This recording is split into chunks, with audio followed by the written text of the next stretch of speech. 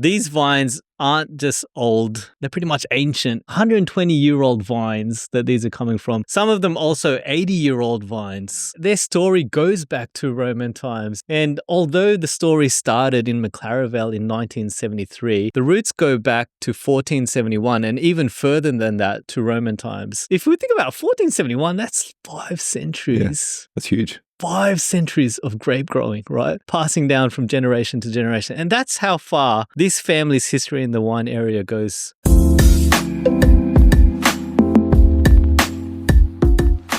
Today we're discussing Roman roots and 120-year-old vines. We're looking at Curtis Family Vineyard wines. I'm Jason. And I'm Trent. And we're here on an unapologetically unprofessional, unfiltered wine journey.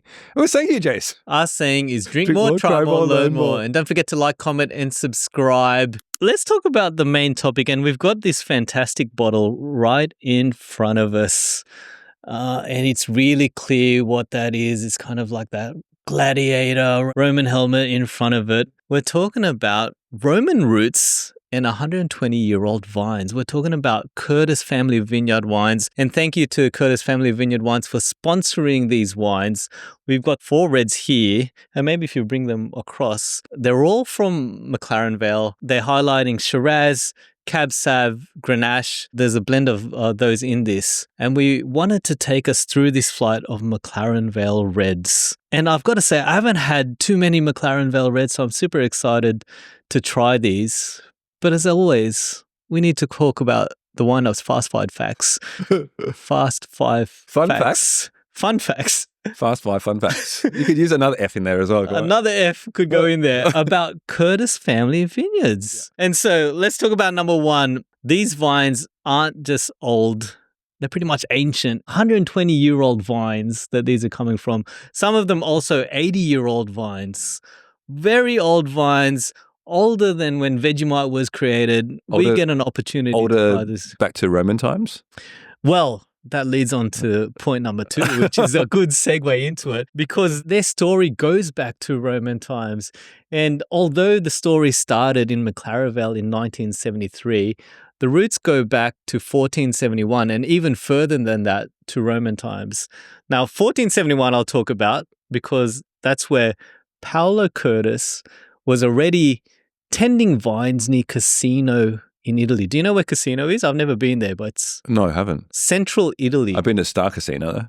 Star Casino, very, very far away from the Italian areas. And so if we think about 1471, that's 5 centuries. Yeah.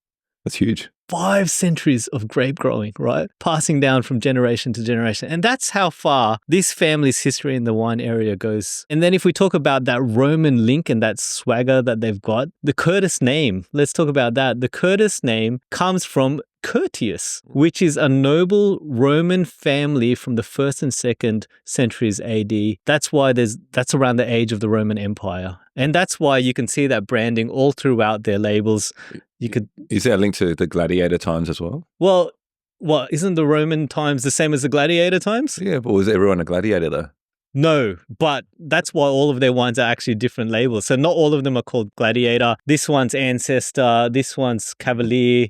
This one I think is Noble, McLaren Vale. Small Batch. Small Batch, but there's like other Roman Legionnaire, I think is another one that's part of it. But there's this Roman theme that comes off with them. And that's because of that link with the Roman side to it. If we think about what happened, they were growing these grapes in Italy. But as with a lot of the grapes across Europe, they had World War II, they had pests, and all kind of ravaged their areas. And so phylloxera kind of wiped out the vineyards in Italy. And the winemaker that started this Curtis Family Vineyards within Australia, Claudio Curtis, he was in Italy at that time and he was actually helping replant these vineyards. So that's where the history is coming from. He migrated over to Australia, rebuilt the family there, and then just spread his love for wines. And then if we think about the last one, McLaren Vale. Like I said, I've still got to taste a bit more from McLaren Vale, but it is a wine paradise. So it's a Mediterranean climate, warm summers, mild winters. There's 40 different soil types, a lot of diversity within there. And so the terroir is amazing, and I'm hoping that we get to taste that in these wines here. So that's the Wine Up Fast 5 fun facts about the Curtis Family Vineyard wines. And so we're going to go through a flight here, and I feel like you've arranged it in terms of lightest to heaviest. Is that how we? Yeah. So we've got the first one here, which is the Small Batch McLaren Vale Grenache Shiraz. It's a 2021 vintage. And I do have to say, I like the symbolism on the label. It's kind of got that minimalist style on the logo and then just that Roman helmet, gladiator helmet on there. Very cool. GS. Or the SG. Have we had many? I don't recall having many. No, mate. GS. You've had a bit of a taste. What are you getting there? Immediately. I don't know, it's a trait of McLaren Vale, but it just feels so rich, dense, concentrated fruit. It's almost like, it's not jam-like, but it's just dense and rich.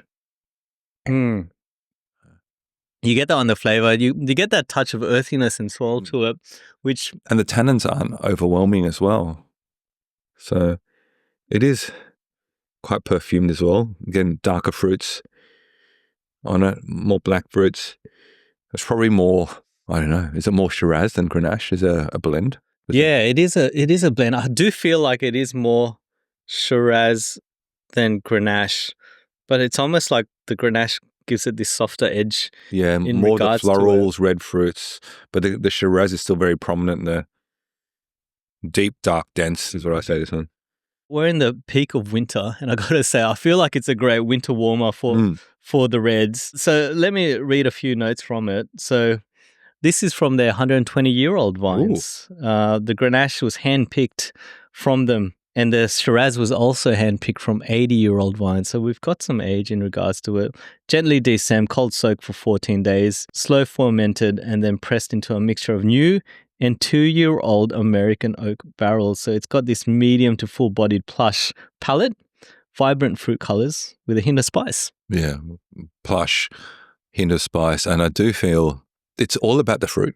Yeah. Like, we talked about American oak there. Like, I think it needs American oak to kind of have the body to kind of go up against the fruit of the GS here. So I think that's a nice pairing. But again, you can't taste the oak from it. If it does, then maybe it's more in the background, but highlighting the fruit. That's the hero here. You can definitely smell the oak on in the bouquet there, but I agree. You can smell it better when you do this. Yeah. The Hoover, is that the Hoover? Yeah. But I do think about McLaren Vale, and this kind of makes me feel like that's what the McLaren Vale red wines are. They've got that jamminess about it. It's not too overpowering. It's got a bit of diversity because of that earthiness. Let's move on to the next one. And so this is the Curtis Cavalier Cabernet Sauvignon, and this is a 2021 vintage. So I'll just read a few of the notes from the Cavalier. So see if this resonates with what you're tasting there. The nose exhibits aromas of ripe black currants and dark plum, followed by some spice notes, full-bodied and possessing a plump texture.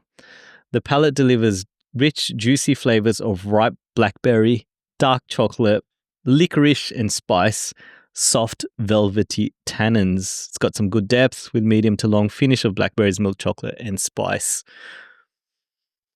Any of that resonate with you? It does all that. Again, it's all about the fruit. I think it's probably similar to the first one, where it's that hand-picked, cold-soaked, which helps kind of highlight the fruit that comes through from McLaren Vale.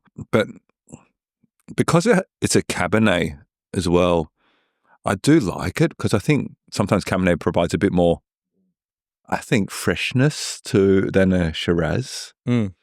It's like, it's not a Coonawarra. There's not that menthol that kind of comes through, but it's like depth with a bit more interest into the wine as well. Do you think, Cabernet, I'm always talking about the roast capsicum. I actually don't get too much greenness from here. Are you getting it? I definitely get Cabernet vibes, but not the kind of green capsicum. Yeah. But it's definitely Cabernet though. What I love about it is the tannins from the previous one to this one is still well formed. Yep. It's nothing, again, protruding with it because it's hand-picked and care and love kind of made with it as well. Like, there's nothing jarring. There's no bitterness that kind of comes through. There's not like berries that you don't want. There's no kind of stem that shouldn't be there as well. I don't know if there's any stem that's used for it, but it all comes together really nicely. I agree. I think the balance is there. I was expecting something potentially overpowering in terms of alcohol and fruity flavors, but it's got that restraint enough to kind of keep it interesting without taking over. But still kind of anchoring around what McLaren Vale is as a fruit as well. Very interesting. All right, let's move on to the third one. And so this is the Curtis Ancestor McLaren Vale Shiraz. And I believe this is a 2021 vintage. And so the Ancestor, again, sourced from 80-year-old vines, hand-picked, gently destemmed, cold-soaked, 14 days fermentation. It's soft-pressed and transferred to a blend of French and American oak, where it matures for 24 months. And during this time, it evolves into a beautifully layered and harmonious expression of craftsmanship. So before I read the tasting notes, what are you picking up from this? I feel like, again, it's fruit there, but it's a lighter version of Shiraz. Yeah. Like, well, I'm smelling on it, actually feels it's not the plum so much, but I kind of get the kind of, it's still blackberries, but also boysenberry. You know, when you had, as a kid, you had the boysenberry swirl. I don't eat fruits as a kid, but yeah. I'm trusting you. That's that kind of boysenberry feel to it. Yeah. So it's like a lighter style of Shiraz that, again, it's still very well formed. The tannins are still quite biggish on it, but very well formed as the tannins because it just sits there, but not jarring, but it's very well put together. So again, surprisingly crack of the wine. Again, I was thinking it's going to be this high octane alcoholic Correct Shiraz that's going to hit me, and yeah, but it's not that. Yeah, it does show a level of restraint in regards to it in comparison to your typical Shiraz from SA. And there's kind of a theme that seems to be coming across all of these red wines in terms of that restraint. It's got all of those intense flavors, but it's not overpowering, which is fantastic. If we look at the notes here, so Ancestor Shiraz, ripe red berries, vanilla and coconut. Palate delivers a full-bodied experience rich with flavors of red berries, chocolate spice and coconut, balanced by sweet mid-palate notes and seamlessly integrated oak. The finish is long, smooth, and marked by silky tannins. The only thing I'm not getting yet is the coconut, but that should be the American oak influence. Are you getting that? Okay. Once I smell it again, you can get on the bouquet. Subtle though. Again, because it's not kind of jarring, it means it's really well integrated into the fruit. Yep. It was only once I read it that I was like, okay, I can recognize that. All right. It takes us to the last one, which is the one we opened up with the arso at the start. So it's the Gladiator 2021 McLaren Vale Shiraz. One of your favorite movies as well? Russell Crowe in The Gladiator was a standout movie, right? I haven't watched Gladiator 2. Have you watched that? No, I haven't. Don't want to watch it because it doesn't have Russ. Oh, yeah. Russ is a legend. One of my favorite movies, but my wife doesn't want to watch it with me. Why? Doesn't like Russell Crowe. Oh, okay. We've got to dive into that. That's not supporting Australia/New Zealand because we like to claim him as our own, but yeah, okay. Tell us about this wine. So the Gladiator Shiraz, again, 80-year-old vines. It's a powerful tribute to the rich legacy of Australian winemaking in McLaren Vale. So hand-harvested with care, grape cluster undergoes a gentle 7-day cold soak, unlocking deep color and layered flavors. The wine captures the true essence of its vineyard. After delicate pressing, it's matured for an impressive 36 months in a curated mix of new French and American oak barrels to give it that balance of bold character and refined oak. And the result is depth, structure, expression. It's a masterclass in patience and precision and a true icon of McLaren Vale Shiraz. Do you think this is an icon of McLaren Vale Shiraz? It is a masterclass. I feel that it is again, haven't had much McLaren Vale Shiraz, but we've had quite a few Barossa Shirazes before. And it's very different to what I consider a Barossa Shiraz.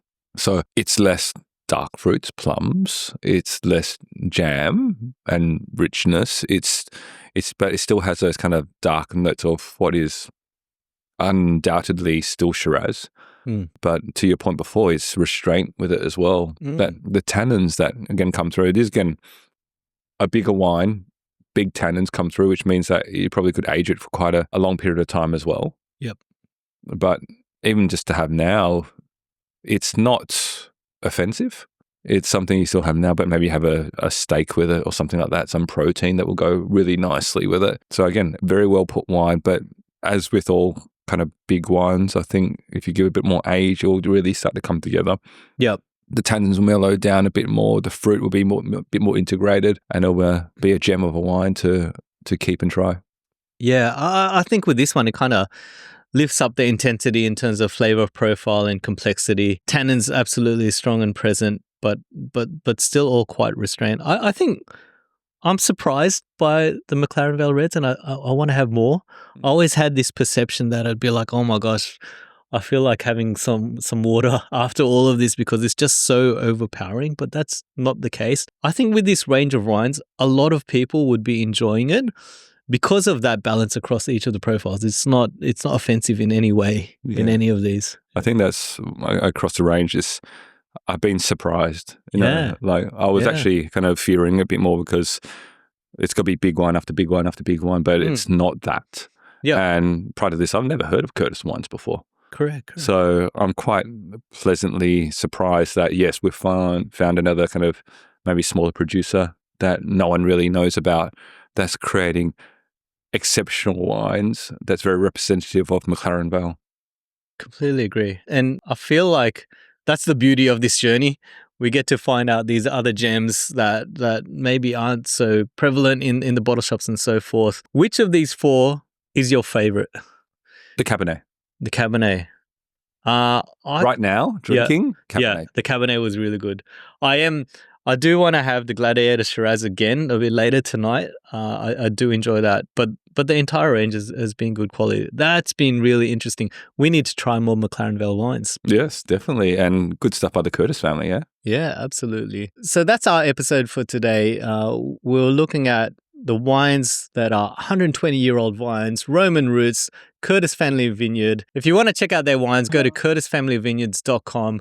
Check them out. Let us know in the comments below if you've tried their wines and any other McLaren Vale wines that you'd recommend. That's us here at The Wind Up. As we like to say here, drink more, try more, learn more. Thanks all.